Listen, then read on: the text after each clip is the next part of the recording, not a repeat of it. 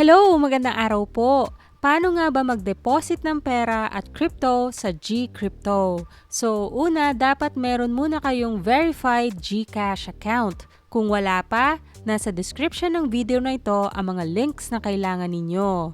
Sa GCash wallet, meron akong 253 pesos. So, kailangan may balance kayo dito para makapaglagay ng pera sa GCrypto.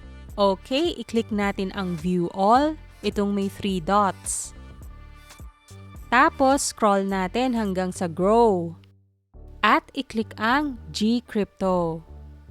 Dati kasi may verification or separate na KYC pa para gumamit ng GCrypto.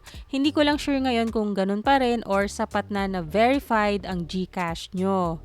Pero ito, itatanong talaga nila sa inyo. Sagutan lang like kung may connection ba kayo sa politics, kung US citizen ba, gender, investment experience, at financial goals. May drop-down menus naman para pagpilian ng mga sagot. Hindi ko na-explain isa-isa, i-comment nyo na lang sa baba kung may questions kayo. Hindi nyo kailangan kopyahin to ha, nasa sa inyo kung ano yung isasagot nyo. Ito lang yung sa akin since hindi naman ako expert trader. Halos pang beginner yung mga sagot ko. Pag okay na, click Submit.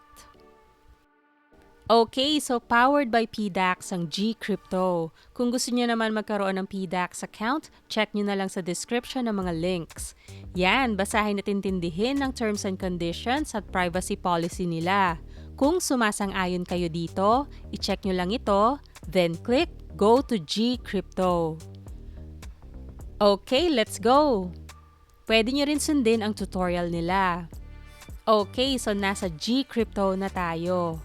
Sa market tayo mag-check ng mga presyo ng crypto. So wala pa tayong transactions at wala pa ring laman ng aking portfolio.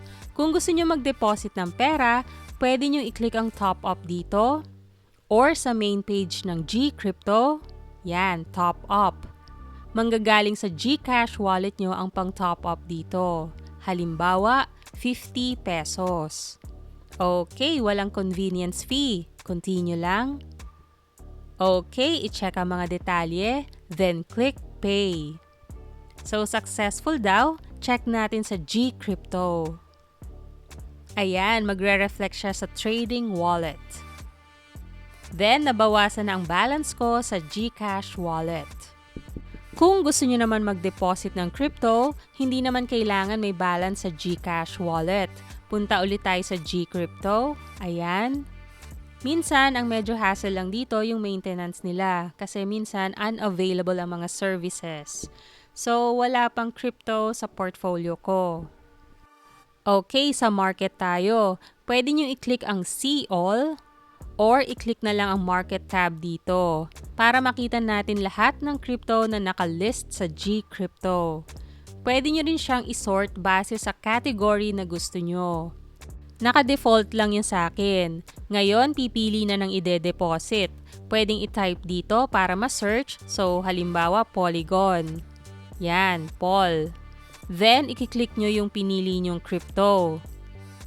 Tapos, i-click natin ang Receive para makita natin yung deposit address niya. So, pwedeng i-scan ang QR code or i-copy ang deposit address. So, ako kinopy ko na lang. Paalala lang na importante na tama ang crypto address at network.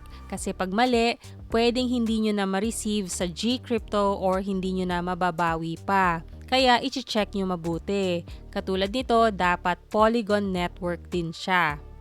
Then, pumunta sa external crypto wallet na gamit mo or sa exchange. So, ang gamit ko, Trust Wallet.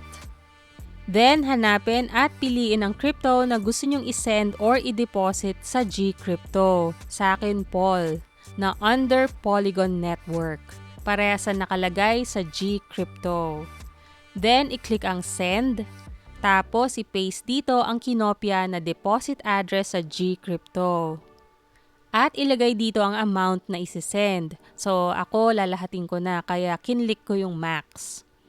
Next, i-check ang mga detalye. So, ito ang network fee. Mababawas siya sa isi-send ko kasi nilahat ko. Basta dapat may sapat kayong balance. Then, confirm. Okay, processing. Nakapending pa siya.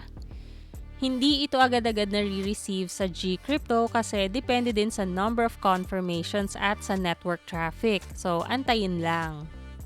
A few moments later. Ayan, so may nakalagay na value sa portfolio ko. I-check natin.